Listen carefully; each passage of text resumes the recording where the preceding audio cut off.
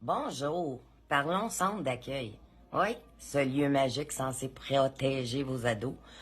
C'est là où on place les jeunes pour leur bien-être, parce que le parent souvent est dépassé ou que le système juge que c'est plus sécuritaire pour eux. Parce que bien sûr, rien ne crie sécurité comme de laisser un enfant fuguer à répétition sans intervention sérieuse. Oui, parce que c'est connu. Se retrouver dans la rue, flirter avec les gangs, la prostitution, vendre son corps pour un bol de nouilles, c'est ça l'intérêt supérieur de l'enfant, non?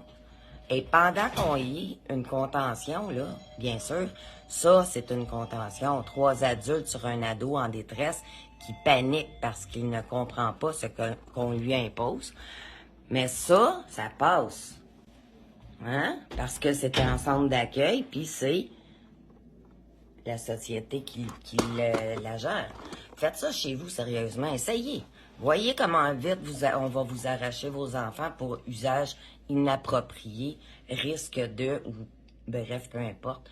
Mais en centre, c'est une intervention thérapeutique. Moi, j'ai travaillé au centre d'accueil de Chambly pendant un peu plus d'1 an. Et laissez-moi vous dire une chose. Les ados, c'était pas un problème. Le vrai problème, souvent, c'est les adultes en charge. Oui, ceux qu'on appelle éducateurs. Hey, j'ai vu des crises déclenchées, là. Non pas par le désespoir du jeune, mais par un éducateur non bienveillant, trop impatient et provocateur. Un regard hautain, une remarque méprisante et bam. Le jeune se désorganise.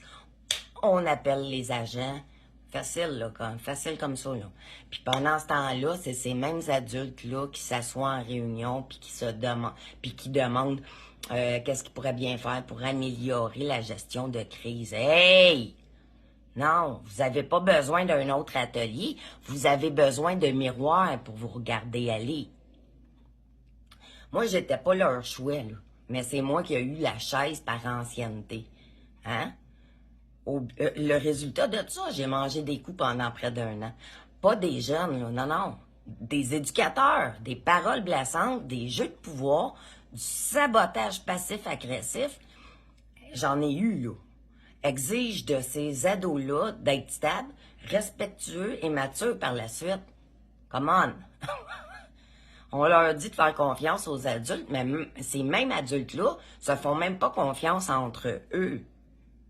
Puis quand l'ado en a assez, qui se sent prisonnier, qui en peut plus, ben il fugue. Mais vers quoi?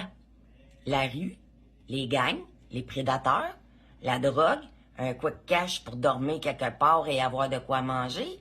Puis là, on fait semblant d'être surpris. On a le culot de dire qu'on a tout fait ce qu'on pouvait. Il est peut-être temps d'arrêter de faire croire que les centres d'accueil sont des havres de paix. Parce que, en ce moment et depuis toujours, ce sont trop souvent des zones de non-droit, déguisées en institutions de protection. Puis, dans ce cirque-là, les seuls qui payent le prix, ce sont nos jeunes. Temps d'allumer quelque part en quelqu'un, là, c'est pas allô? Merci d'avoir été avec moi. Je suis Isabelle Landry.